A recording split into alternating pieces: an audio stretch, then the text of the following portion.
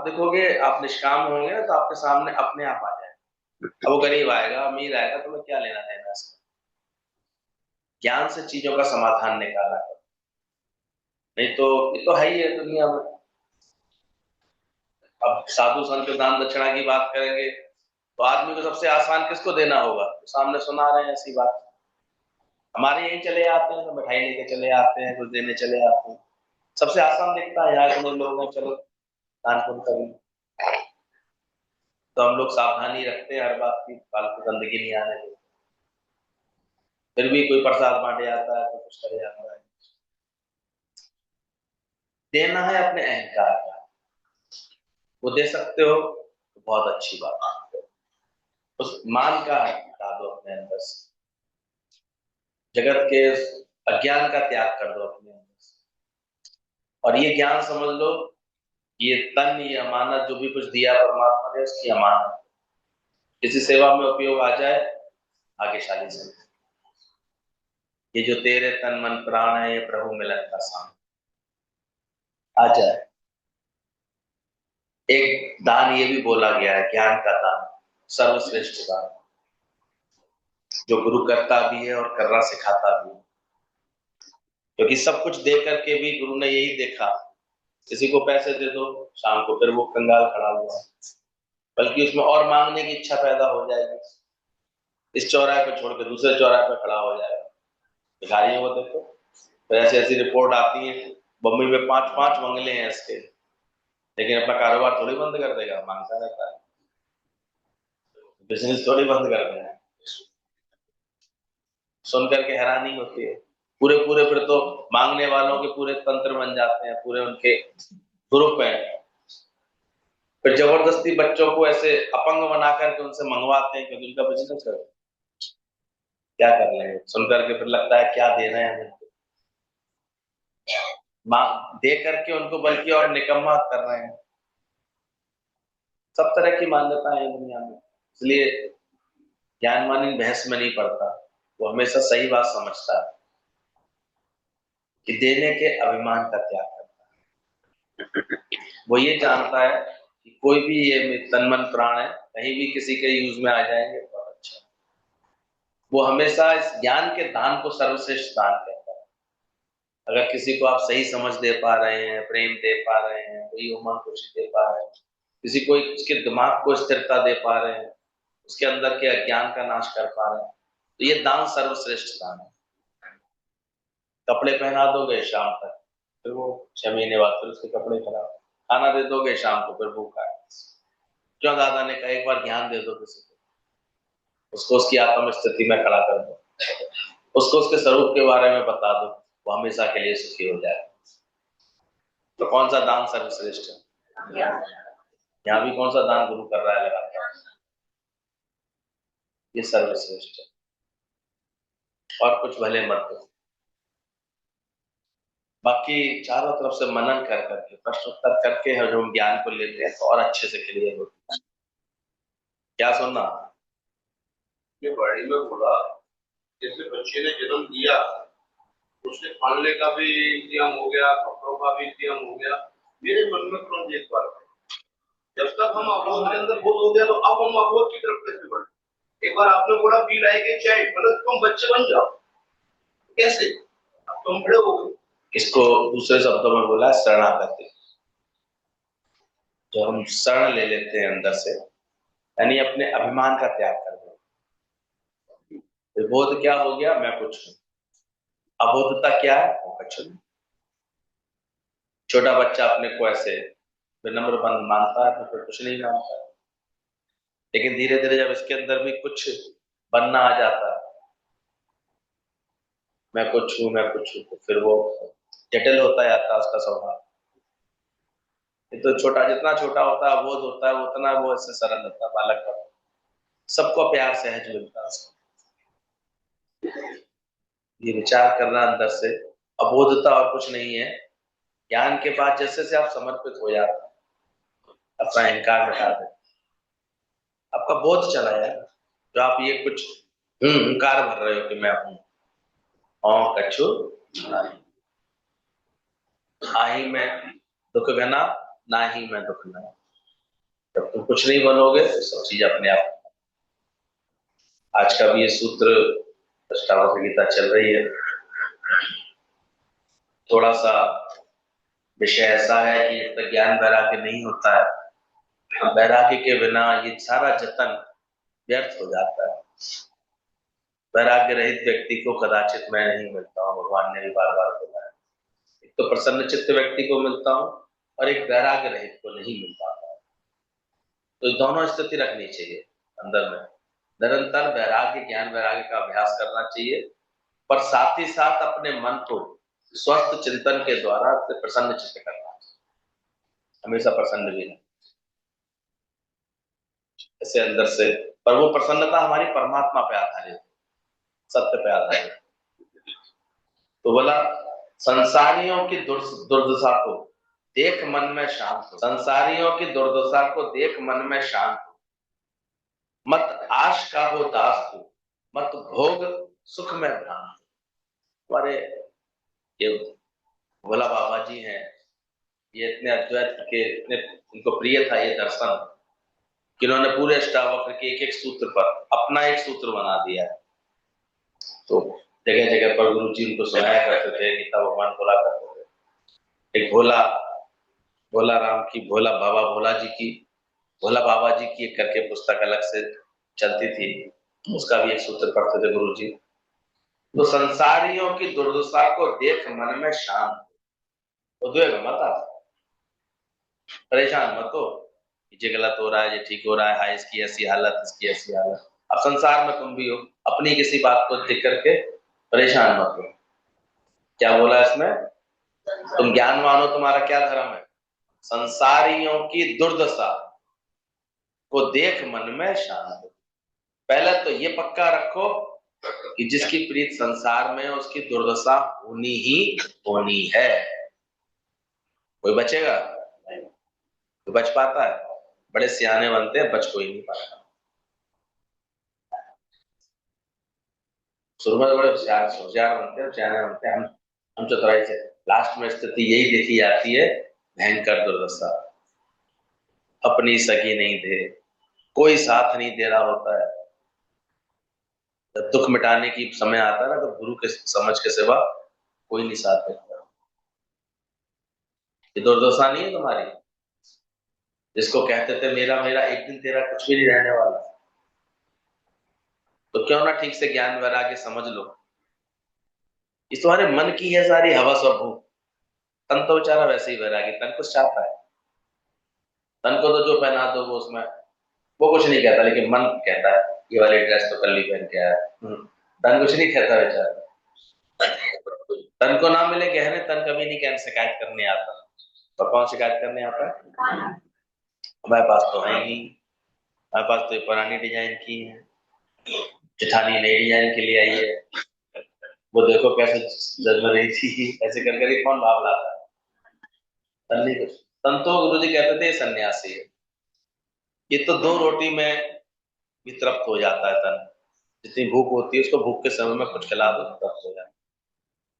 सर्दी गर्मी के अनुसार इसको थोड़े से वस्त्र मिल जाते हैं, पर कौन है जो कभी तृप्त नहीं हुआ अभी तक? तो तुम्हारा अंतःकरण और मन, इसलिए संवारना है इसको। इस तन के पीछे ज्ञानी नहीं पड़ता, तन को तो मिथ्या जानता है, मन को चेंज करता है। तो मन मत आस का हो दास तू, मत भोग सुख में भ्रांत। किसी आशा का तू दास मत बन, ऐसा ज्ञान पक्का कर। मत भोग सुख में भ्रांत हो, सुख भोगों में ऐसी कोई भ्रांति मत पालो कि ये हो जाएगा तो हम सुखी हो जाएंगे, ये हो जाएगा तो हम सुखी हो जाएंगे। ये भ्रम है तुम्हारा। सुखी होने का तो एकमात्र वो है जो परमात्मा से हमारी लगन। जो सुख पायो राम भजन में सो सुख ना है, मन लागो मेरो यार। निज आत्म सच्चा जान करके भांडा जगत का फोड़ दे, अपना पराया मान मत, ममता अहंता छोड़ दे। इस एक सूत्र में भोला बाबा जी ने बहुत गहरे वैराग्य का राज छुपा दिया। कैसे करो? निज आत्म सच्चा जान करके, अपने को सच्ची आत्मा जान करके भांडा जगत का फोड़ दो, इस मिथ्या का सारा भांडा फोड़ दो। भांडा क्या फोड़ेगा? है ही जब भगवान। तो ये ज्ञान आ जाना, यही है भांडा फोड़ना। अब जगत उसको कोई ना दुखी कर रहा ना सुखी कर रहा, क्योंकि उसके समझ में सही ज्ञान की समझ आ गई, वर्ड नहीं है ही लॉर्ड। ये भांडा फूट गया, ये रहस्य इसका पता लग गया कि है क्या ये वास्तव, ये कैसे मिथ्या है, कैसे इसमें सच एक केवल परमात्मा ही है, बाकी सब मिथ्या है। ये ज्ञान की समझ हमारा एक काम करा देती है। अपना पराया मान मत। उलझन कहां से शुरू होती है? कुछ मेरा कुछ पराया।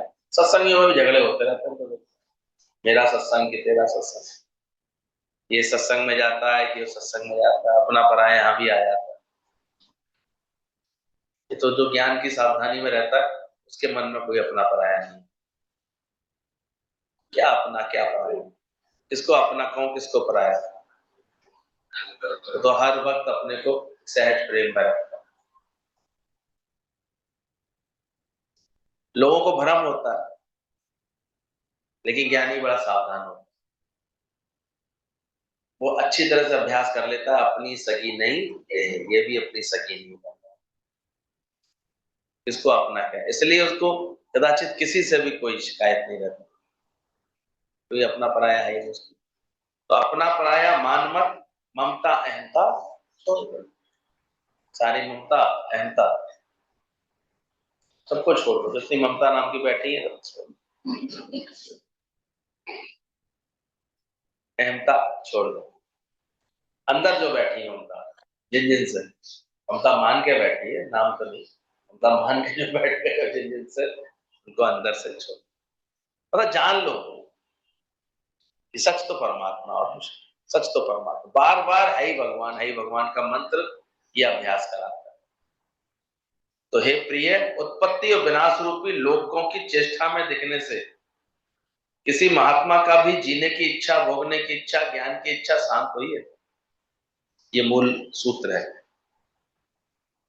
जितने अंदाज से भगवान अष्टावक्र जी जनक को ये बात समझा रहे हैं, हे प्रिय, उत्पत्ति विनाश रूपी लोगों की चेष्टा के, देख रहे हैं जो उत्पत्ति हो रही है विनाश होती है, जो दिखे सकल विनाशी, जान रहे हैं, लेकिन फिर भी ये सब चेष्टाएं देखते हुए कि जो बनना है वो बिगड़ता है, बनता है फिर बिगड़ता है। ऐसा कोई महान आत्मा हुई है, महात्मा हुआ है जिसकी फिर भी जीने की इच्छा, भोगने की इच्छा और ज्ञान की इच्छा शांत हो गई है?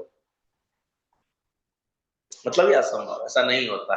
कोई कोई बिरला, इसलिए बोला गया कोई कोई बिरला जतन जता, करोड़ों में से कोई, करोड़ों में से कोई। सो तुम चुन चुन के आए हो, सोचो कम से कम 10 लाख की आबादी हो गई होगी फरीदाबाद की। कितनी है कोई अनुमान है? अब तो हो ही होगी 10 के लगभग, 10 प्लस हो। 100 लोग भी नहीं बैठे ढंग से। 10 लाख के कितने परसेंट हुए? 0.01। देख लो, सोचो। तो जगत में कौन ज्यादा बैठेंगे? अब कौन किसकी होती है, इसलिए होती नहीं है।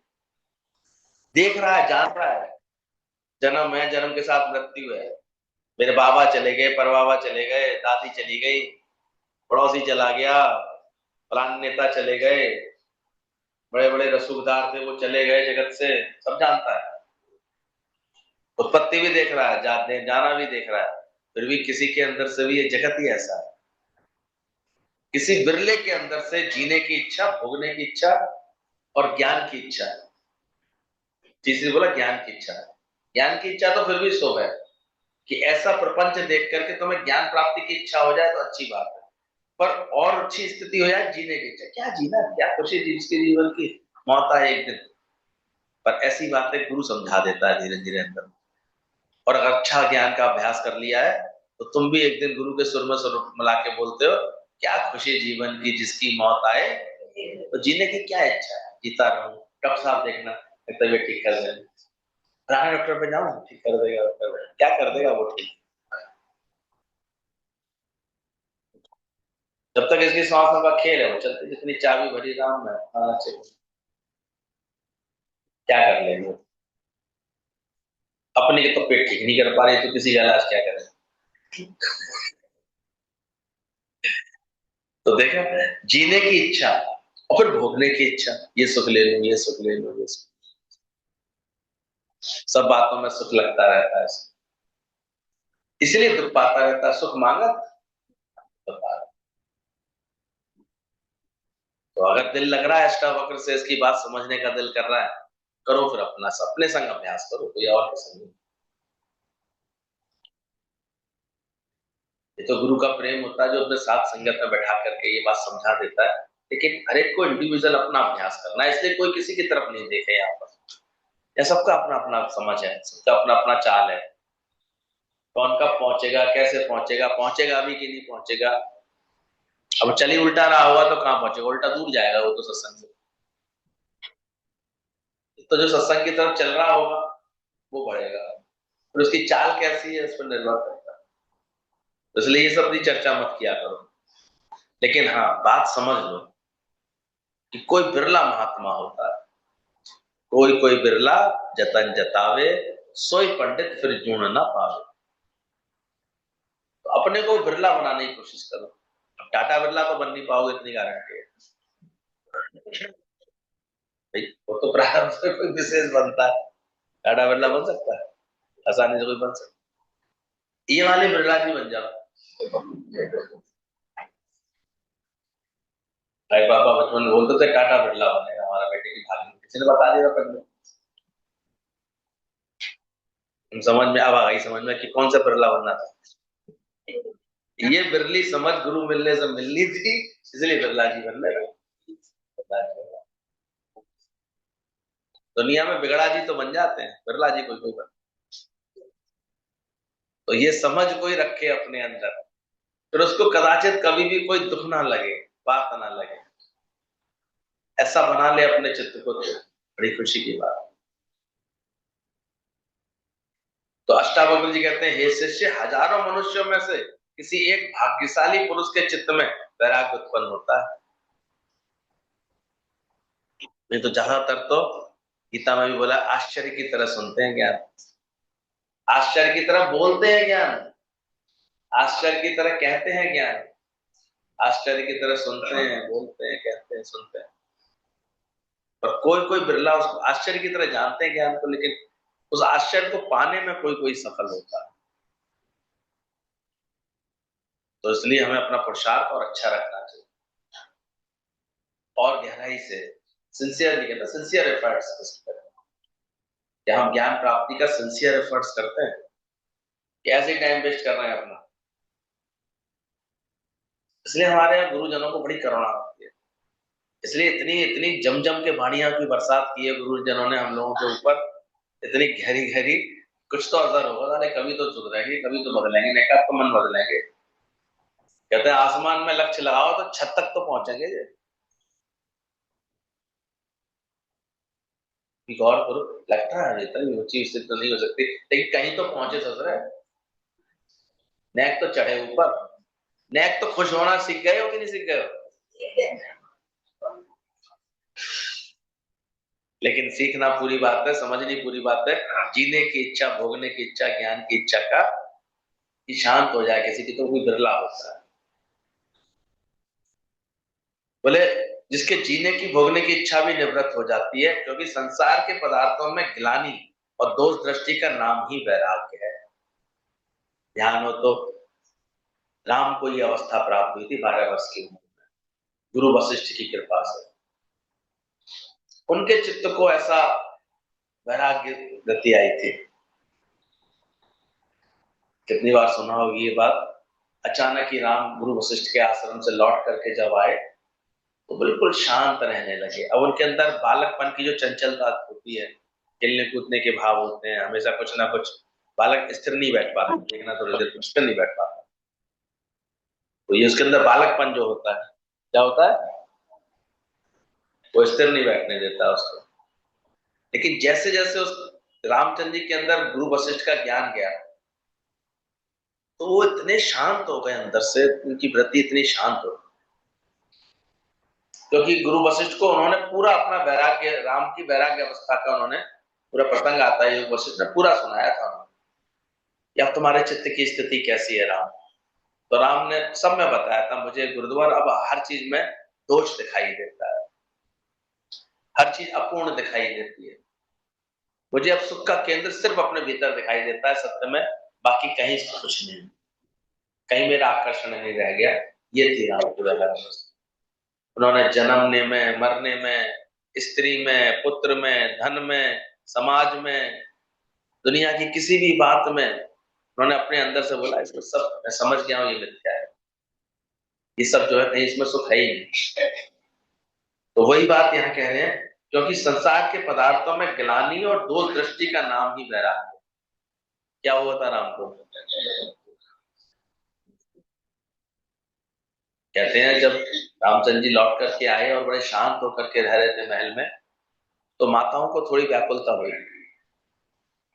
कहते हैं ये हमारा पुत्र कैसे गुरु के पास से आया है तो बड़ा शांत एकदम, बस बड़े शिष्टाचार के आचरण कर रहा है, नमन कर रहा है, प्रेम कर रहा है, बाकी इसके अंदर तो बालकपन जैसे चंचलता खत्म हो गई, प्रकृति को निहारता रहता है, शांत रहता है। तो कहते हैं माताओं ने गुरु वशिष्ठ को बुलाया, गुरु वशिष्ठ आए तो माताओं ने कहा कि राम के अंदर अचानक ही बड़ा परिवर्तन देख रहे हैं हम, ये बड़ा सुस्त सा हो गया है, शांत सा हो गया है, ये कोई किसी से बात ही नहीं करता ज्यादा, ना किसी से बोलता ज्यादा, इससे ऐसा क्यों हो गया, कोई कारण है राम के संग, कोई बात हो गई है। गुरु वशिष्ठ को भी लगा कि ऐसी क्यों माताएं कह रही है, तो गुरु ने पूछा राम को बुला करके, राम ऐसे क्या बात है, तुम्हारे अंदर में ऐसा क्या ख्याल है, क्या बात है।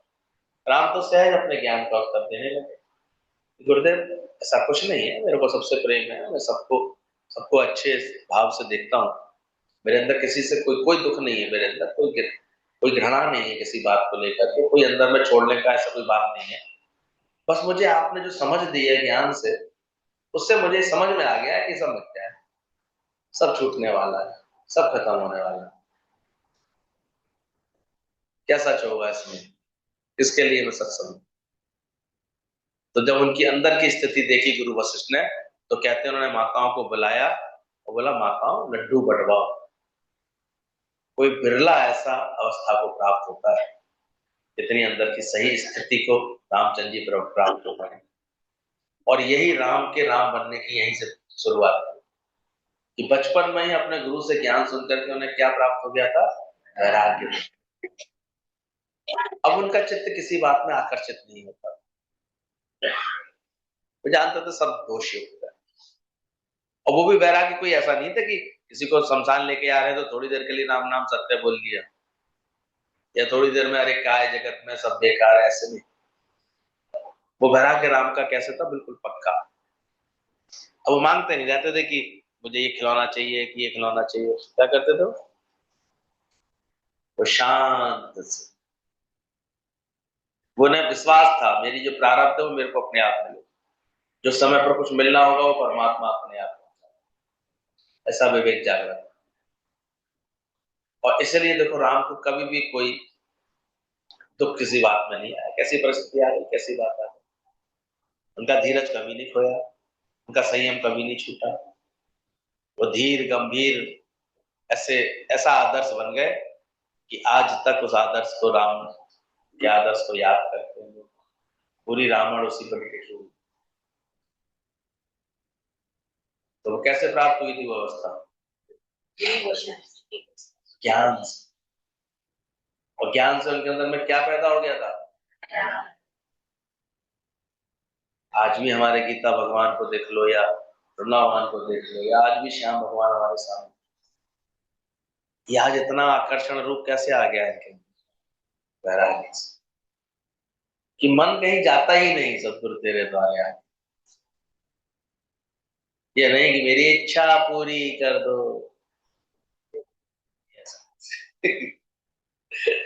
ऐसा लगे अंदर से कि सब कुछ ही मिल गया है, कि लगे अंदर से गुरु ने हर चाह मिटा दी मेरे अंदर, गुरु ने मुझे ऐसा पूर्ण बना दिया है, ऐसी समझ दे दी है, प्रभु जी कोई चाह ना बाकी, सारा दुख मेरा मिट गया है सारे अंदर की, अब तो हर वक्त खुशी, हर वक्त हंसी, हर वक्त अमीरी है दादा। इतना अपने आप को अमीर मान के चलता है ज्ञानी, मंग तंग के टुकड़े भी खाता है अगर, तब भी चाल चले अमीर आदि बाहवारे मौज। ये ज्ञान की पहचान है। ज्ञानवान होगा तो ऐसा कोई मुंह लटका के थोड़ी बैठेगा कर, कैसे रहेगा? Ever fresh, ever ability, ever in mood, क्योंकि उसे पता है जगत में है ही नहीं, सुख स्वरूप वो खुद है, आनंद स्वरूप वो खुद है।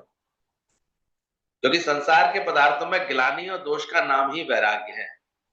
जितने संसार के उत्पत्ति और नाश वाले पदार्थ हैं उसमें दोष लगे पड़े हैं। तो इस सब पदार्थों में क्या है? आज खरीद के लाओ, बढ़िया सा क्या लेके आए थे, केक लेके आए थे, रख के भूल गए, एक दिन बाद क्या हो गया? खराब हो गया, बेकार हो गया, फफूंदी लग गई। तो सब पदार्थ कैसे हैं? नाश होने वाले, जो दिखे सकल में नाश। इसलिए ज्ञानवान में एक चतुराई और आ जाती है, समय पर सब चीजों को यूज कर लेता है। अज्ञानी तो लोभ में बिगाड़ और देते हैं, चीज खराब कर लेते हैं।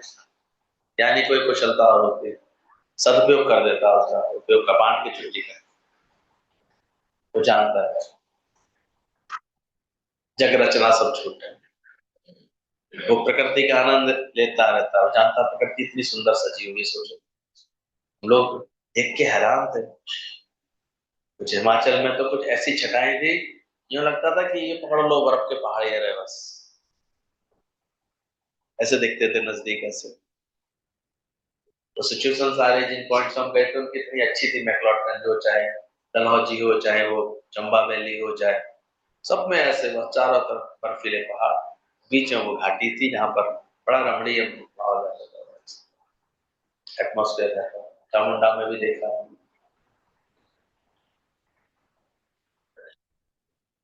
इतनी सुंदर प्रकृति सजती है, सोचो सजी हुई है। पर वो भी कभी कभी भाग्य खुलते तो जाता है इंसान, संकल्प हो तो जा पाता है, प्रेम हो प्रकृति से तो जा पाता है, नहीं तो कहाँ जा पाता।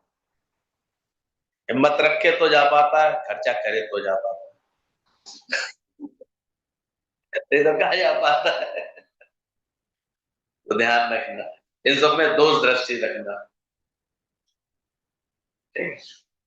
एक तो वो दोष होता है नहीं मिले तो खट्टे हैं, ये भी एक है तरीका। ये अंगूर नहीं मिले तो कैसे लगे रोमड़ी को, और एक खा के खट्टे समझ लेना, यह केंद्रीय लागे नरक। चिरंजी की जवान के नीचे कोई पदार्थ जाता है तो फिर क्या बन जाता है इंसान? अपनी उल्टी को कभी देखना, कितनी बात आती है, कितनी दुर्गंध युक्त है। ये विवेक पूर्वक समझ लेना, ये जो हम रस के पीछे अटक रहे हैं या दुखी हो रहे हैं, हमने तो ये चीज चखी नहीं, हमने तो ये चीज खाई नहीं, तो इतना वैराग्य के अंदर में ज्ञान हो कि एक 1.5 इंची की जवान के पीछे क्या है, नरक ही तो हो जानी चीज है क्या सब? किसी शरीरों में सुख थोड़ी आलती पालती मार के बैठा है, सब गंद गटर के थैले हैं शरीर, उनमें क्या अटकूं मैं? जो ऐसे मन ऐसे कुंद करके पड़े रहते हैं, हमारे को जीवन में सुख कब मिलेगा, ये वो कब मिलेगा, ये पदार्थ कब मिलेगा। ज्ञान आ जाए समझ में ना, तो ऐसे लगे कि बहुत बहुत बचे हुए हैं सब, क्या चाहिए सोच।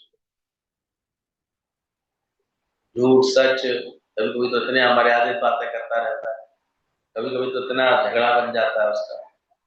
अब देखो भाई भाई को कोर्ट में घसीट लेता है, दोस्ती में दरारें पड़ जाती हैं, परमानेंट दुख पाल लेता है, परमानेंट ऐसे हम देखते हैं अपने अंदर वो पाल लेता है, झगड़े बना लेता है। शकल देखी नहीं तो उसे गुस्सा आया नहीं उस बात को, उस व्यक्ति को, क्यों हो जाता है? वैराग्य की कमी है। वैराग्य होगा तो समझ जाएगा या मैं सच्चा है क्या, ये मिल भी जाएगा तो कौन सी बड़ी बात, जो हो भी जाएगा तो क्या होगा। भगवान रामचंद्र जी ने क्या देखा, सब में सब नाशवान वाले पदार्थों में नाशवान वाले पदार्थ नाश वाले हैं, और दूसरे सब में दोष है, दोष दृष्टि बनाई पहले। यह क्या, बचपन चंचलता ऐसी बीती आता है। भगवान ने बोला कम से कम 17-18 चीजों में दोष बताए रामचंद्र, बोला बचपने में दोष है, कैसे अज्ञानता में चला जाता है, कैसे सारा टाइम हमको देखते हैं, कितना टाइम दिन भर वीडियो देखनी है, वीडियो खोल दो, कार्टून खोल दो, कार्टून खोल दो, सारा बचपन किसमें निकल जाता है इन्हीं बातों में। आजकल तो टीवी बंद कर दो तो मोबाइल लेके बैठे आते हैं बच्चे आजकल, कार्टून से हो गए हैं पूरे। दोष नहीं है, बचपन किसमें निकल जाता है। और न्याय भी अगर गलत संस्कार मिल जाए बचपन से ही, कोई ऐसे गलत माहौल मिल जाए घर में, बहुत कोई ऐसे ऊंच नीच मिल जाए, बच्चे बिखर जाते हैं, पूरे बर्बाद हो जाते हैं। ये तो अच्छे माता पिता होते हैं, अच्छी पेरेंटिंग केयर करते हैं, तो थोड़े से सही संस्कार ही दिखाई देते। ये तो उन्हें बिगड़ने में देर लग रही है, न ध्यान नहीं तो न कैसा कोई दोस्त मिल जाए बिगड़ने में से। तो बचपन कितने दोस्त से भरा होता है, बोले जवानी कितने दोषों से भरी होती है। सोचो कैसे अपनी शक्तियों का नाश करते रहते हैं, कैसे झगड़ों से, कैसे आजकल जाके कुछ नहीं, वो पार्क में अटल जी के पार्क, अटल जी की मूर्ति के आगे बड़ी छिछोरी बातें कर रहे हैं अटल जी को लेकर के। किसी ने वीडियो बना दी, अब माफी मांगते फिर रहे हैं। जब दोबारा उनकी वीडियो आई पैर छूते हुए माफी मांगते हुए, अपने आप ही अच्छे लोग थे तो किसी घर परिवार वालों ने प्रेशर डाला होगा, अब ये करके देखो तो सोशल मीडिया पर तुम्हारी इतनी वो हो रही है, ट्रोलिंग हो रही है। आजकल तो क्या है, गलत संगत की वजह से कुछ भी कह देना, कुछ भी मजाक कर लेना, फंस जाते हैं बच्चे उसमें। जवानी खेलकूद में घूमों में चली जाती। नहीं नहीं नहीं, दोस्तों के साथ, अब गुरु गुरु के पास क्या जाना, अब तो मैं सहेलियों के साथ घूमने जाऊंगी, दार्जिलिंग घूमूंगी, तो यहाँ जाऊंगी फिर वहां जाऊंगी, तबीयत बिगड़ती है। संयम से चलना चाहिए, सब विवेक पूर्वक चलना। ये जवानी के दोष होते हैं। कितना देखो जवानी कैसे दीवानी सी हो जाती है, अटक गई तो अटक गई किसी की, दिल लगा गधी से तो फिर परी क्या चीज है। ये स्थिति बन जाती है। कितने घरों में देखो जवान बच्चों के संग माँ बाप कितने बेचारे परेशान हो जाते हैं। किसी मुसलमान से अटक गई तो फिर अटक गई, लब जिहाद चल रहे हैं बड़े करके, कहाँ कहाँ मन, पढ़ाई लिखाई तो फिर चौपट अच्छे होते हैं, पढ़ाई लिखाई लिया निकाल लिया। लेकिन कुल मिलाकर के जवानी कैसी बताई रामचंद्र जी ने, कि कैसी दीवानी दोष सही। हालांकि उनका चित्त बिल्कुल कभी नहीं कभी भटकता था, लेकिन फिर भी विवेक था उनको कि जवानी में कितना बड़ा दोष है, कैसे मन इंद्रियां चंचल हो जाती हैं, कैसे ये बिना पुरुषार्थ के जैसे ये भोगों के पीछे दौड़ने लगती है। ये उन्होंने दोष देखा, फिर बुढ़ापे में दोष देखा उन्होंने कि बुढ़ापा है क्या, खांसता खुसता, यहाँ दिक्कत है वो दिक्कत है, सारी शक्तियां क्षीण हो जाती हैं, कहाँ चले जाता मनुष्य का सारा अकड़बाजी बुढ़ापा आते आता। ये भी दोष बताया। मौत को भी दोष है, मौत क्या है, क्या कल तक जो अपने थे कहाँ गए, कहाँ चले गए। जन्म में दोष, ये रामचंद्र जी ऐसे ही सोच सकते हैं, वैराग्यवान होते हैं, क्या है क्या, कहाँ लटका था बच्चा, तुम भी पाक नर्क बोलते हैं उसको। मलमूत्र के बीच में बच्चा उल्टा लटका रहता है 9 महीने, मात गर्भ में तू लटका था। ये तो अच्छा है भगवान ने सारी स्मृति बुला दी। और कहते हैं उस समय बड़ा हाथ जोड़ जोड़ के बोलता था, मुझे निकाल ले भगवान, निकाल दो, 9 महीने बहुत। कैसी स्थिति होती कभी मैटरनिटी वार्ड में आकर, कैसा लटका होता है, जान तेरी जाने को भी खटका था, मात गर्भ में उल्टा लटका था। कितने बदबूदार स्थान होता है जो शरीर सबसे गंदगी वाला, उस गंदगी में पड़ा रहता है। तभी शास्त्रों में हमारे ऋषि मुनियों ने बोला ये नरक ही तो भोग रहा है उस समय, और क्या भोग रहा है। फिर वासनानुसार उसको नया जन्म, पर एक ऐसा खेल बना दिया। जन्मने को बड़ा, किसी को जन्म ना हो तो देखो वैसे रोएगी फाड़े मारे, हमारा तो बच्चा ही नहीं हो रहा, बच्चा ही हो गया तो पढ़ता नहीं है, फिर सोने नहीं देता, करने नहीं देता, ऐसे फिर तो भी पिटता रहता है क्या नाटक। जब वैराग आता है तो इन सब चीजों के प्रति जैसे अंदर में एक दोष दृष्टि बनी। तो इसी को समझो, ये सारे पदार्थ जो जगत के नाश वाले पदार्थ हैं, सब में दोष लगे हैं। संसार में स्त्री, पुत्र, धन, शरीर, इंद्रिय आदि सबको प्यारे हैं, और इन्हीं के सुख के लिए पुरुष अनेक अनर्थों को करता है, और ये सब जीवों के बंधन के कारण है। इस वास्ते बिना इसमें वैराग्य प्राप्त हुए कदापि मोक्ष नहीं प्राप्त होता। इसी हेतु इन्हें प्रथम दृष्टि में दोष दृष्टि कहते हैं। इसी को दोष दृष्टि कहते हैं। तो संसारों में पदार्थों में गिलानी और दोष दृष्टि का होना ही क्या है? वैराग्य। कभी हम अपने अपने मन से परिभाषाएं बना लेते हैं, ये भी एक परिभाषा है, ना राग है ना द्वेष है, उसको वैराग्य कहते हैं। लेकिन सही जो अध्यात्म वैराग्य समझाता है वो ये स्थिति है, अगर बन जाए मन की चित्त की तो ज्ञान स्थिर होता है उसको, वरना ज्ञान फिर भाग जाता है, स्थिर ही नहीं होगा। इसलिए गुरु का संग करके ऐसी स्थिति बनी है मेरी कि नहीं बनी? क्या मेरे मेरे अंदर भी यही समझ है? क्या मैं ऐसे जानता हूं? पहले तो यही देख लो। जानते भी नहीं हम लोग, भाग्यशाली गुरु ने सुना सुना के हमें बता तो दिया कि है क्या। दुनिया में किसी को पता भी नहीं चलता। इतने आजकल तो भोग परोस दिए जाते हैं बचपन से ही, किसी को ये सब सुनने के लिए है, और ऐसा बुरा बुरा समूह बनाए बैठे हैं सब। क्या सुनाना है? सुनना चाहते हैं? ऐसी बात है, सुनने आए हो वास्तव में? ये भी भाग्यशाली है तभी। कोई पिछले जन्म के इकरार है, कोई परमात्मा की कृपा है जो इन वचनों में हम आके बैठते हैं। ये बड़ी कृपा है, और नहीं बैठता है। समझना इस बात को। यह है क्या? जरा कोई जीवाणु लग जाए, अच्छा खासा शरीर ऐसे उठा नहीं जा रहा, चला नहीं जा रहा, ढाल हो जाता है। दोष नहीं है इसके अंदर। एक चीज की कमी हो जाए, एक विटामिन की कमी हो जाए, मौसम के परिवर्तन से, पतझड़ से नहीं हुआ आजकल सबके शरीर सूज रहे हैं, दर्द हो रही है, शुगर देखो तो बढ़ रही है, बीपी देखो तो बढ़ रहा है, मौसम बदल रहा है। इतना दोष नहीं है इसके अंदर। नेक ठूस के खा लो तो पेट खराब हो रहा है, पर क्या करें, माता रानी पूरी हलवाई खिला रही है, पूरी सब्जी दे जरा।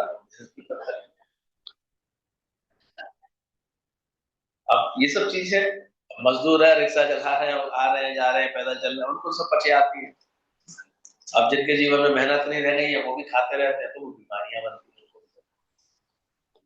खाना बुरा नहीं है, चीजें खराब नहीं है, पर ये भी तो देखो तुम्हारे शरीर में है क्या। तुम्हें यहाँ से वहां तक चलने के लिए तो स्कूटर चाहिए, कोई उठा उठा के ले आ रहा है। तो पता लगा वो नैतिक पंडित जी ने इतनी जगह दावत और नौता कर लिया, लौटते में ठेले में लाए गए। खाए चले आ रहे थे, खाए चले आ रहे थे। ये स्थिति बनती है। ये तो है क्या? शरीर वास्तव में, और एक बार जो बीमारी बन गई तो वो चीज ठीक होती है आसानी से, तो वो परमानेंट लक्षण है, समय समय पर फिर दिखती है। तो ये तो जो थोड़ी सी समझदारी दिखा लेते हैं आजकल, बहुत सारे ऐसे ठीक रखने के, शरीर को कैसे ठीक करने के टिप्स देते हैं, प्राणायाम व्यायाम, तरह तरह की डाइट प्लान देते हैं, ऐसे देते हैं, जो उसको फॉलो कर लेते हैं थोड़ा बहुत, जो जिसको सूट भी करे यार, ये भी बात, तो थोड़ा मेंटेन कर लेंगे भाई, मेंटेन करके गाड़ी चला लोगे ना सही चल जाए। फिर भी आजकल तो सरकार ने तो पॉलिसी बना दी, 15 साल से ज्यादा चला ही नहीं सकते हो गाड़ी। तो जो गाड़ी पहुंचे तुम 50 60 70 साल से ज्यादा खींच ले आओ। ये तो कोई योगी दादाजी ऐसा हो जो ऐसे सबकी दुआओं से, सबके प्रेम से सालों साल चले, तो 100 साल तो पूरे करे ही करेंगे।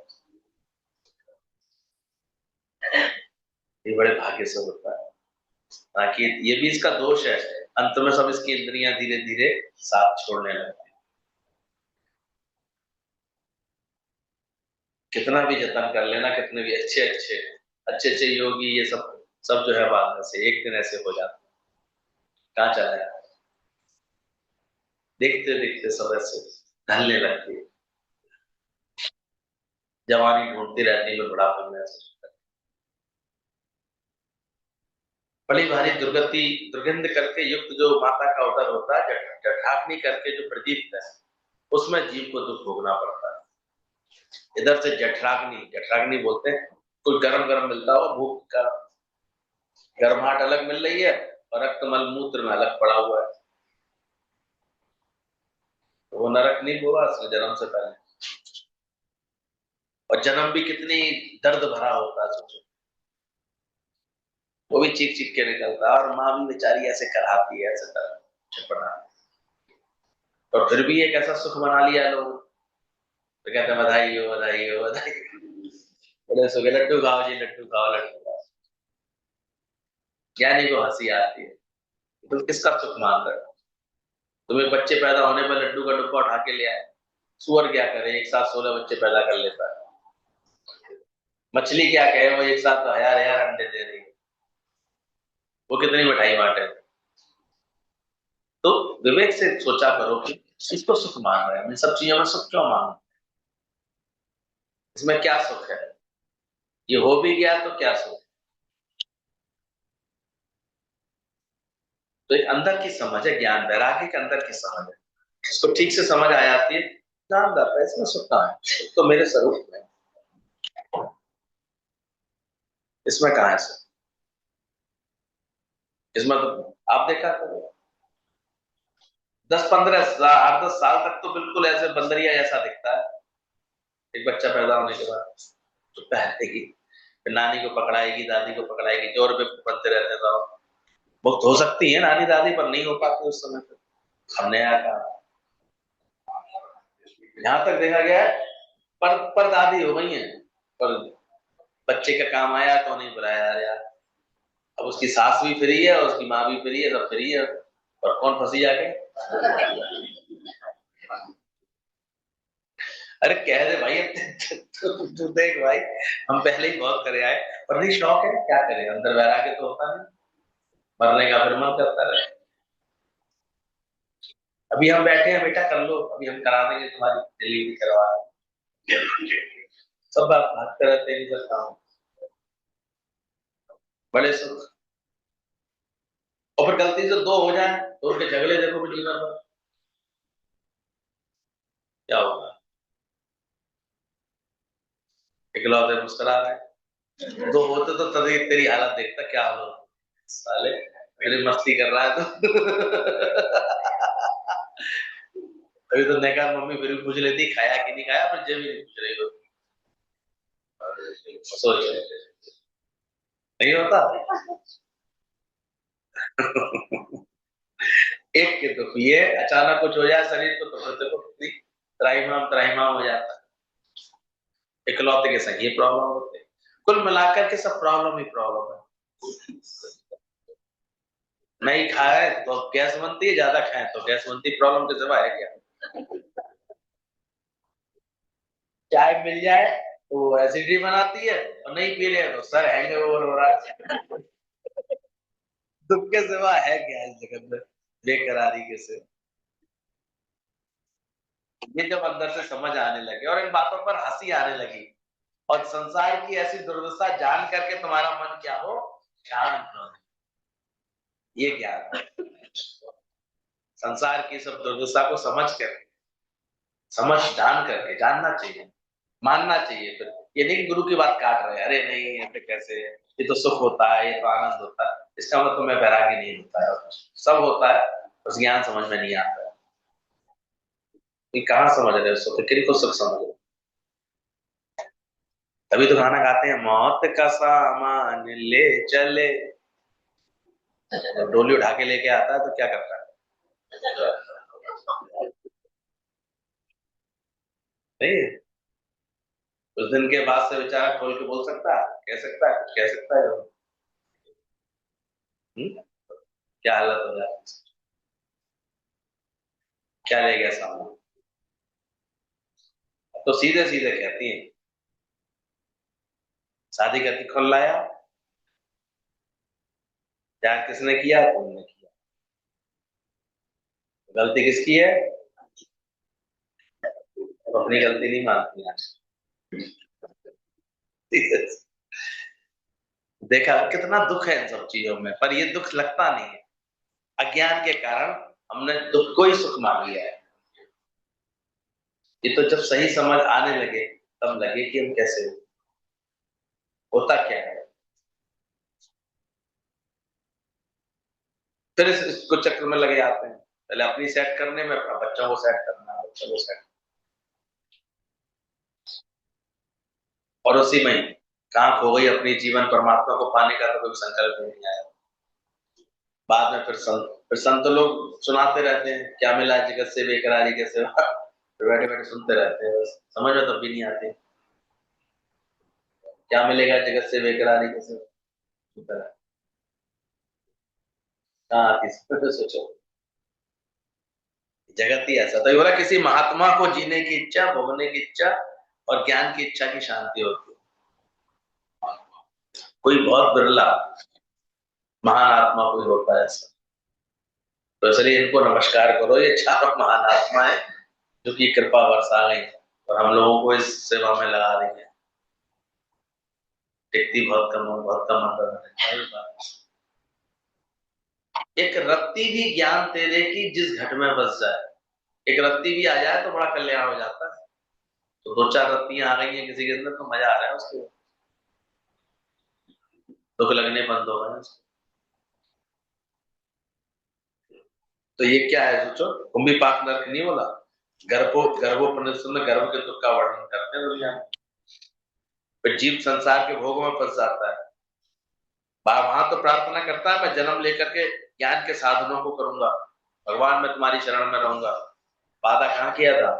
गर्भ में किया था, बोलूंगा नाम ना तेरा, पर पढ़ के मोह के जाल में भूला तू अपना करार। फिर कारण फिर बार बार जन्मता मरता है। सिर्फ प्राणों में बोला गया, सिर्फ प्राण में जब जीव प्राणों को त्यागने लगता है तब पुकारता है, हे भार्य, हे धन, हे पुत्र, मुझको मृत्यु से छुड़ाओ। कभी मृत्यु आके घेरती है तो अंत में छटपटाता है, वो हाथ उठा के कहता है कि लोग समझते हैं हमें बड़ा प्यार कर रहा है, कह रहा मुझे बचा लो यार, मरा यार हम, कोई और अच्छे डॉक्टर का कोई पता लग जाए तो मुझे बता दो। तब भी 99 साल के बुड्ढे को बोलो ना शहर में बढ़िया डॉक्टर आया मुझे ले चलो, जीने की इच्छा कम थोड़ी होती है। और लास्ट में और खाना देते हो जाता है। एक को ऐसे जो आ गया था, उसे भगवान की कृपा से पता लग गया था कि वो काली छाया देख लिया करता था। काली छाया अगर सर की तरफ है तो मृत्यु आने वाली है, काली छाया पैर की तरफ है तो वो जो है इसका मतलब मृत्यु उसकी नहीं आने वाली। तो जब भगवान ने कृपा करके उसे किसी संत ने उसको ये आशीर्वाद कर दिया कि जा तेरे को काली छाया दिख जाया करेगी और तुम्हें पता लग जाएगा। बोले जी तो बहुत अच्छी बात कर दी आपने। और उसे ये नहीं बता रहा कि बड़ा झंझट गया। अपने रिश्तेदार बहुत दिनों से बीमार पड़े थे, बिस्तर पर पड़े थे, सब लोग इंतजार कर रहे थे कब निपटे, इनकी सेवा कब तक करनी पड़ेगी। कभी कभी आंख ही हो जाता ना घर वाले करते करते। वो गया, उसने गौर से देखा तो काली छाया सर की तरफ थी नहीं, वो पैरों की तरफ। कहते जेना यार है बाबा अभी बस ऐसी ही दिख रही है, 2-4 दिन में फिर ठीक हो जाएंगे, फिर ये नहीं मरेंगे।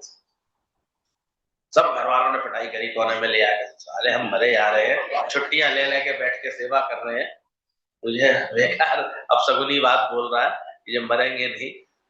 हम यहाँ तैयारी करे बैठे हैं, धीरे धीरे सोच रहे हैं खाना पानी बंद करें। बुढ़ापे में देखो बीमारी वारी लग जाती है, लोग ढंग से खाना पीना भी नहीं देते, राशन भी तो बचे थोड़ा सा। सही बता रहा हूँ, मैंने देखा है।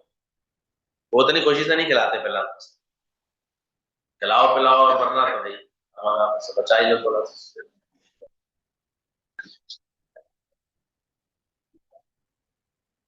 इतने समझदार होते हैं वो, फिर वो ऐसे नमकीन नमकीन और जो है ड्राई फ्रूट अपने अलग डिब्बे में रखते हैं। बहू बेटों की आंख बचा के चुपचाप खाती रहती है, ताकत आती रहती है। इतना क्या है जगत। तो जीव प्राणों को त्यागने लगता है तो पुकारता है, हे भार्य, हे धन, हे पुत्र, मुझे इस मृत्यु से छुड़ाओ। ऐसे भयानक शब्दों को कहता है, जैसे सर्प के मुख में मेढक पड़ा होता है ना, तो वो कराता है ऐसे। मरण काल में ये जीव काल के पाशों में बंधा होता है इधर उधर संबंधियों के स्नेह की रस्सियों से खींचा करती है। कोई भी व्यक्ति उसकी रक्षा नहीं कर पाता, सब उसे खींचते हैं, अरे कहाँ जा रहे हो, क्या हो गया, लेकिन छुड़ा कोई पाता है? आ जाती है तो बचा ले पत्नी। घर की नार बहुत हित जासो, प्रेत प्रेत जब ये हंस तजे ये चोला, प्रेत प्रेत कह भागी, सदा रहत संग लागी जो। फिर बाद में क्या कहती है, प्रेत प्रेत बताओ ये ले जाओ, फिर कह रह ले उसके संग बैठ ले भाई। तुरंत हल्ला मचा के सब अड़ोसी पड़ोसी को बुला के कहती है इसको भैया बाहर निकाल, इन्हें कुछ हो गया, इन्हें कुछ। धिया की प्रीत कैसी, तो कहती है हम तो पराए करते, हम क्या कर सकते, अब तीज त्योहार बुलाएंगे तो हम आ जाएंगे, लेन देन करेंगे तो खुश रहेंगे, बाकी काय की प्रीत। पुत्र पौत्रादि की प्रीत कैसी, जो चौमुख आग लगावे। सब सब अड़ोसी पड़ोसी रिश्तेदार क्या करते हैं जाने के बाद, जल्दी ले चलो और अग्नि संस्कार कराओ जाकर। ये लो मटकी में भर दिए तो फिर गंगा जी में डाला, घर में लेके मत जाना इसको, फिर पंडित कहता ना अशुभ हो जाएगा, घर में लेके नहीं आते। इस गद्दे पे मरा था, वो गद्दा भी दे दो भंगी भंगी को। कैसा है ये जगत, जगत है कैसा, मृत्यु कितना अटल सत्य है। पर एक बात उन्होंने ने बताई है कि जैसे अब तुरंत शमशान ले जाएंगे, आएंगे तुरंत नहाएंगे और गद्दे फेंकेंगे, फिर धीरे धीरे उनके कपड़े भी सब दे देंगे और बिस्तर बिस्तर चीजें सब सोना डालेंगे,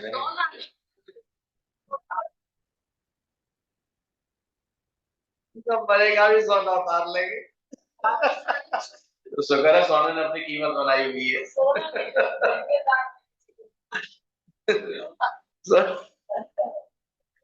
वो तो अगर कहेगा पंडित भी तो इतना छोटा सा पीस डालेंगे उसके मुंह में, अच्छा कि भाई एक लगता है इतनी 50-60 अंगूठियां आती है, एक अंगूठी डाल दो उसके मुंह में, डलवा लेना, एक आध तो डलवा देना।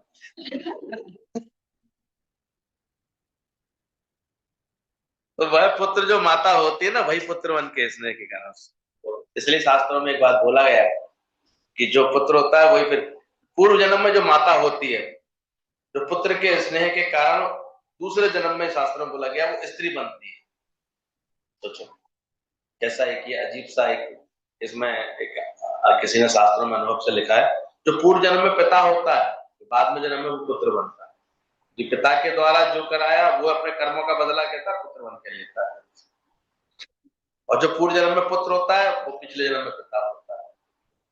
तो कभी तू पुत्र था, कभी तू पिता है, ये खेल चलता रहता है। कभी वो स्त्री होती है, कभी फिर वो माँ होती है, फिर स्त्री होती है, फिर माँ होती है, ऐसे खेल चलता है।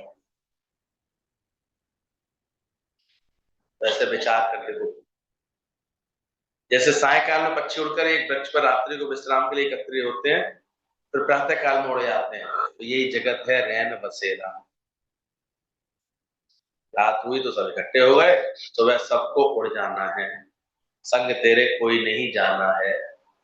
हाथ जोड़ते जोड़ते रह जाओगे। कह रहे हैं एक लड़के की शादी हुई थी, 17 साल में उसे कुत्ते ने काट लिया, पागल कुत्ते, कुत्ते काटने जो पागल हो गया, और उस समय इलाज नहीं होता था पागल होने का, कुत्ते का। अब तो तुरंत रेबीज वाले एंटी रेबीज के इंजेक्शन लगाते हैं, तब नहीं था। अब उसमें पगलाहट में वो पानी मांगता था केवल, बहुत व्याकुल होता था। तो कहते हैं 17-18 साल का लड़का था, वो उसे ऐसा हो गया था, वो जब इतना फैल गया उसको, तो कहता था वो छटपटा रहा था 3 दिनों तक कि तुम छुड़ाओ मेरे को, मैं भी जवान हूं, मैं मरना नहीं चाहता हूँ।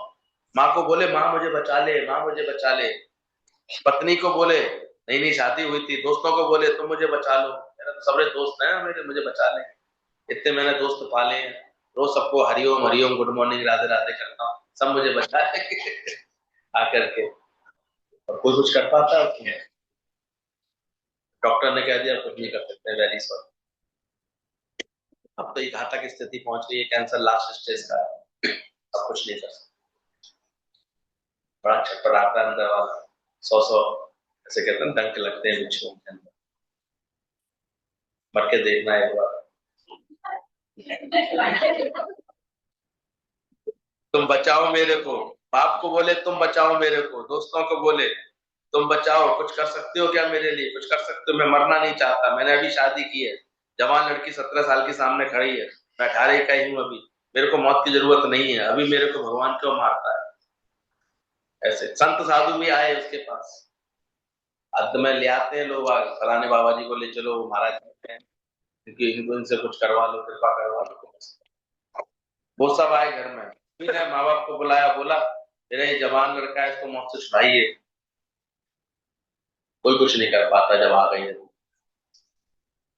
बड़े जतन, तो क्या करवा, मृत्युंजय जाप करा लो, ये करा लो, वो कर लो, करा लो, आ गई बात तो फिर आ गई।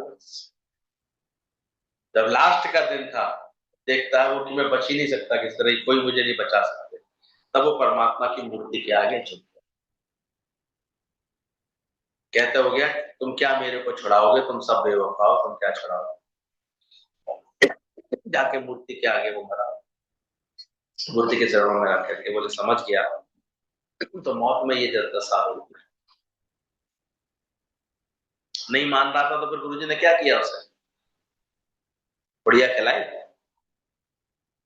कह रहा था गुरुजी ऐसे कैसे, मेरी तो बीवी मुझे बहुत प्यार करती है, माँ तो मेरे ऊपर जान छिड़कती है, मेरे भाई तो मुझे इतने प्राणों से भी ज्यादा प्यार करते हैं, बहनें तो कोई चीज तो और खाली नहीं आने देती, इतना प्यार है हमारा, इतना सब है। सब गांव में पूरे गांव वाले मुझे बहुत चाहते हैं, गुरुजी आप ऐसी बात मत करो। और गुरुजी उसे वैराग्य सुनाते थे, ज्ञान वैराग्य जब सुनाते थे, भाई रोज रोज थोड़ी तुम्हें लोरी सुनाएंगे बढ़िया बढ़िया, कभी ज्ञान वैराग्य सुनाएंगे। तो गुरुजी बताते थे तो हमेशा कहता था अरे गुरुजी ऐसे थोड़ी, मेरे तो बहुत प्यार, अच्छा, और इधर ज्ञान का शौक भी था उसको। तो आखिर गुरुजी ने कहा अगर ऐसी बात है तो ले चलिए, मैं पुड़िया दे रहा हूँ तेरे को, इसे खा ले, खा करके इसे 3-4 घंटे तक तेरे को वो नहीं, तो जिंदा नहीं बचेगा, लाश की तरह रहेगा, लेकिन सुनता सबकी बात रहेगा, 4-5-6 घंटे बाद इसका असर खत्म हो जाएगा, फिर तो ठीक हो जाएगा।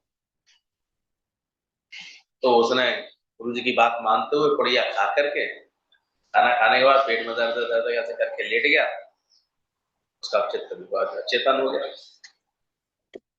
मर गया, वैसे मरणासन हो गया। सब आसपास के लोग लगने लगे क्या हो गया भाई, बच्चे को क्या हो गया, सब ऐसे परेशान होने लगे। वो सुने अंदर से, मैं गुरुजी से कहता था ना सही है, देखो माँ कैसी धाड़े मार रही है, देखो बीवी कैसे टटपटा रही है, कैसे कलाइयां फोड़ रही है, अपनी चूड़ियां फोड़ रही है, कैसे कैसे डकार रही है, बहने दौड़ाई सब गांव, आसपास के गांव से सब रो रहे हैं, भाई बंधु सब आ गए, सब आ गए, भाई की सबके सब देखो कितना प्यार करते हैं, मैं तो कहता था ना गुरुजी से, तब गुरुजी भी आ गए, अलग निरंजन, अब सब गुरुजी, अरे गुरुजी आपका प्रिय सत्ता, आप ही इसे ठीक करो, आप ही कुछ चमत्कार दिखाओ, आप ही गुरुजी। गुरुजी ने कहा भैया एक चमत्कार तो मेरे पास है, मैंने एक विद्या सीखी, एक पुड़िया है मेरे पास, कोई खा ले तो वो मर जाएगा, ये जिंदा हो जाएगा, आप भाई लोग आप में से कौन खा लेता है इस पुड़िया का। सबसे पहले तो उसने पिताजी से कहा भैया तुम तो 4-5 बेटे हैं तुम्हारे और सबसे छोटा बेटा है ये, आप ही खा लो। कहता है अरे गुरुजी आप कैसी बात कर रहे हैं, कैसे खा लूंगा मैं, खुद है खा लूंगा, कैसे खा लूंगा, अभी तो मेरे को देखना है, बढ़िया जीते जी मर जाएगी, इतने काम देखने हैं, आपको क्या पता, अभी तो सब निकम्मे हैं लड़के मेरे, कुछ नहीं करते हैं, सारा खेत वेत मैं ही देखता हूँ, मैं ही संभालता हूँ, ऐसे करके वो टाल गया। गुरुजी ने कहा भाइयों की तरफ देखा, सब भाई धीरे धीरे खिसक गए, भाई अब तो गुरुजी जो हो गया सो हो गया, ठीक है गुरुजी अब तो तसल्ली कर लूंगा, 5 थे अब 4 रह गए। माँ से भी बोला माँ तुम तो इतना परेशान हो, तुम क्यों रही, तुम खा लो, अरे गुरुजी ऐसी बात, मेरा बुड्ढा मर जाएगा मेरे बिना, इसे कौन पूछेगा?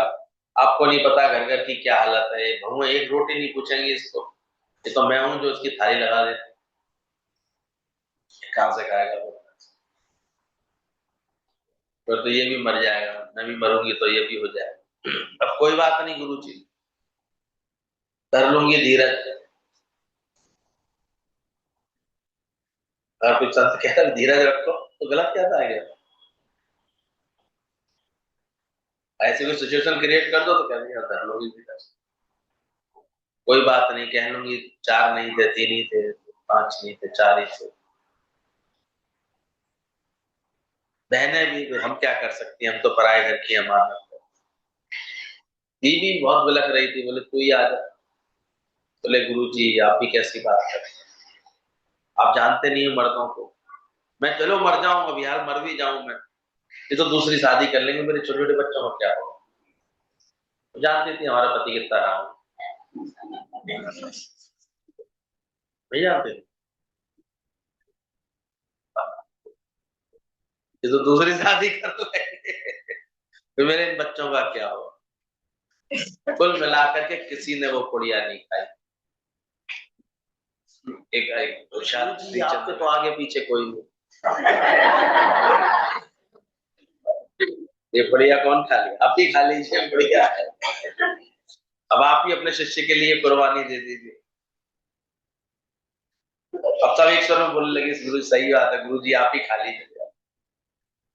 गुरु जी ने कहा ऐसी बात है, और चेला सारी बातें सुन लिया था, उसको भी समझ में आ रहा था कहाँ गया प्यार, जो भी खा रहे थे रो रहे थे, कहाँ प्यार, किसका प्यार।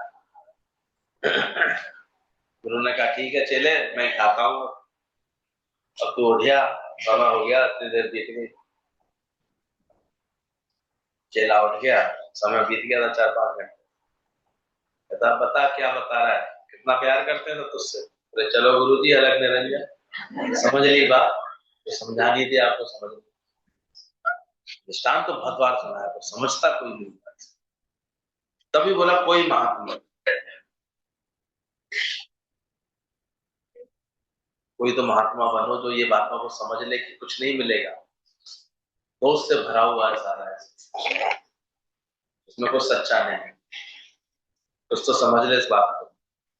इसी तरह से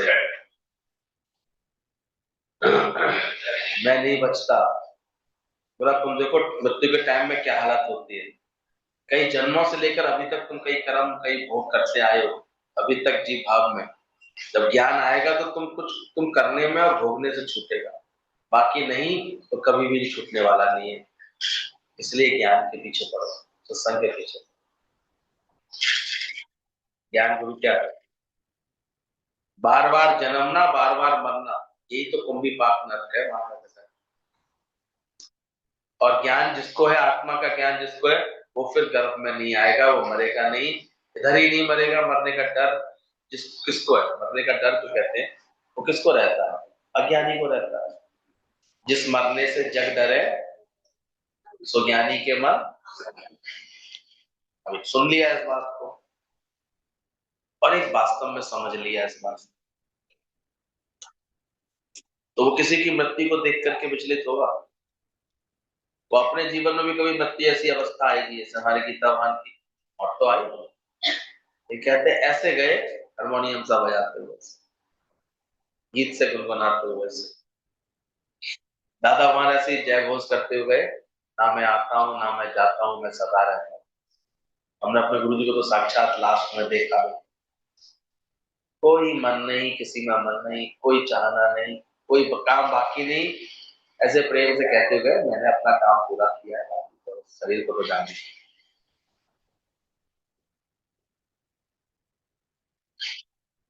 ऐसे ज्ञानी जानता है ज्ञान को, ज्ञान में टिका रहता है, ज्ञान से ही जीता है, और कुछ नहीं।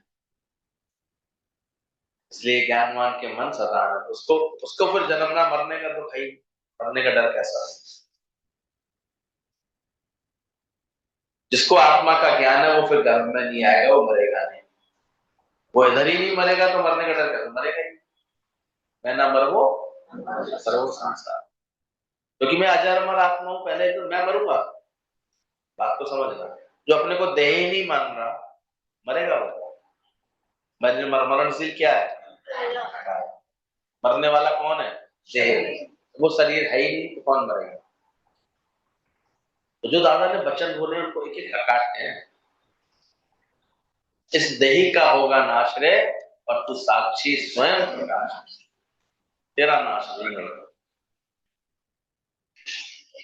इसलिए वो पहले ही उसको ज्ञान होता है, वो किसी से वासना नहीं होती, किसी में इच्छा नहीं होती, कहीं ममता नहीं होती, वो इस जगत से पहले मोकलानी करके बैठा है।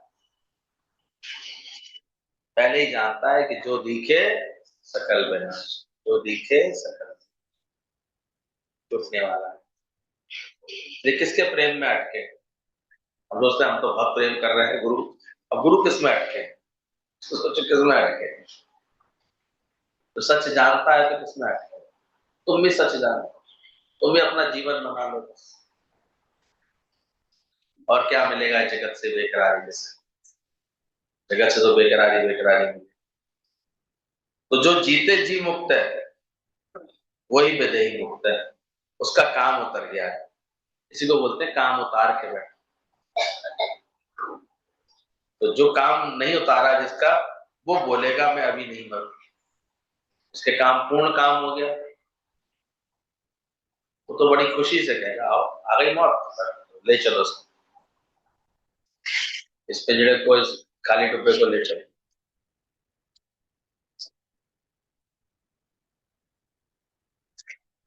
ये बता के तो जाना कम से कम कि भैया मैं जा तो रही हूँ, डर नहीं रही,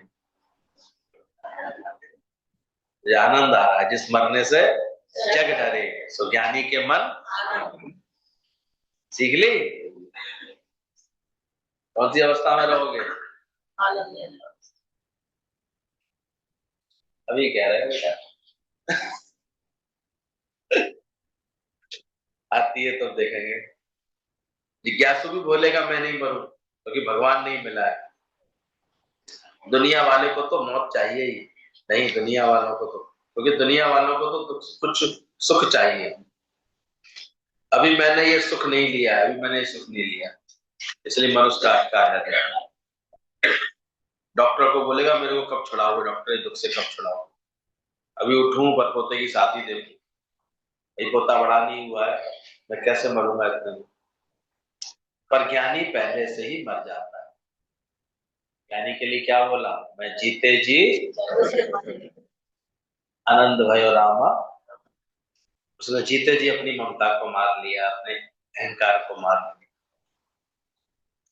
दुनिया है ही नहीं, मैं मरूंगा तो किसको छोड़ के जाऊंगा? सब मेरे में समाया पड़ा। एक ज्ञानी बोलता है मैं किसी को छोड़ के नहीं जाता हूँ, बाकी दुनिया में अटैचमेंट होता है, ये छोड़ के जा रहा हूँ, अंत में बहुत से छटपटाता है इंसान। पर ज्ञानी जानता मैं आत्मा हमेशा हूं, ना ही मैं मरता हूं, ना ही मैं जन्मता हूं। इसी को बोला प्रभु के सिमरन गर्व न बसे काल पर हरे। कौन है ऐसा सिमरन करने वाला? ऐसा स्मरण करे परमात्मा का कि काल पर हरे और गर्व न बसे। प्रभु गर्व में भी नहीं बसेगा जाकर के, और काल भी नहीं इसके पास आएगा। काल पर हरे, कालों से इतना दूर हो जाएगा, बहुत दूर, मौत आती नहीं है इसको। तो मौत किसकी आएगी? ज्ञानी से तो मौत बहुत दूर है। लोग भ्रम में आते हैं, अब गुरु जी है नहीं, अब लखनऊ में मजा नहीं आता, कहते रहते। तो ज्ञानी बड़ा है, जुगा जुग अमर आहे, उसकी तो युगों तक उनका प्रभाव कोई एक ही जगह पर थोड़ी था। तो ऐसे इतने अब प्रभावशाली थे, सोचो अपना प्रभाव कहाँ का, कोने कोने तक, देशों तक, कैसे अलग अलग स्टेटों में, अलग अलग जगह तक, दूर दूर देशों तक अपनी उपस्थिति से दिखा के हैं। आज भी कौन सा भजन गाते हैं, जहां पर प्रकाश होता है वहां पर गुरु रहता है, वहां पर जहाँ ज्ञान का प्रकाश होता है वहां गुरु रहता है। इस प्रकाश को कभी बंद मत होने देना, इस प्रकाश को देना है। तो मशाल जलती रहे ज्ञान की, जहाँ जागती ज्योत, गुरु कहता है ना, गुरु जागृत करता है। जहाँ गुरु ने ज्योत जलाई है, गुरु ने जहां जहां भी ज्योत, काली काली रात में,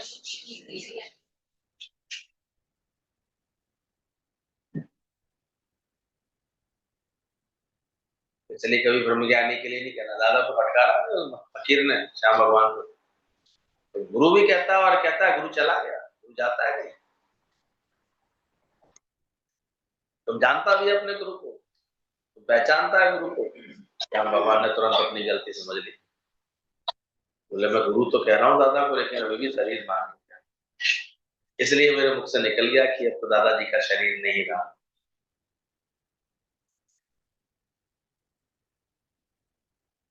गुरु न जाए थे, आत्मा जाती है सदैव रहे। ब्रह्म ज्ञानी की जुगा जुग अमर आहे आत्मा, तो गर्भ ना बसे काल पर हरे। ऐसी आत्मा से प्रीत होनी चाहिए अंदर से, ऐसा अंदर से निश्चय होना चाहिए। पांच तत्व मिल जाएंगे तो तुम जो आत्मा में होगा वो हमेशा सच में होगा, सच्ची बोलेगा।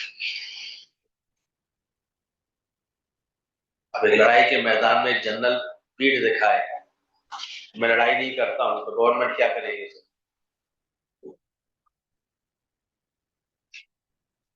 गोली मारने तक के आदेश होते हैं।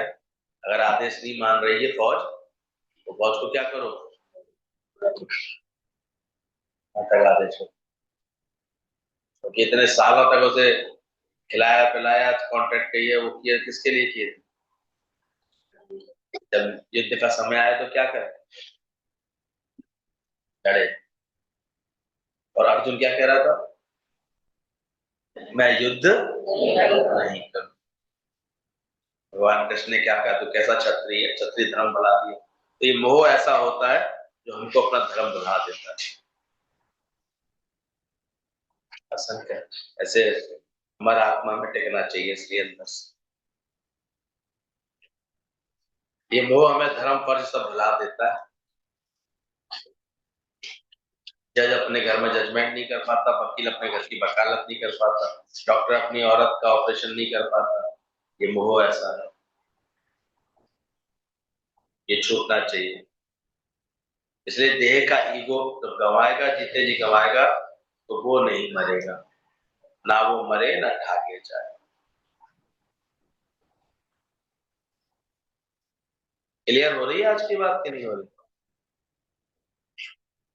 बाकी जगत क्या है, सारा ये भ्रम। गुरु जी के मुख से, गीता के मुख से वाणियां निकलती होंगी, क्या आनंद आता होगा।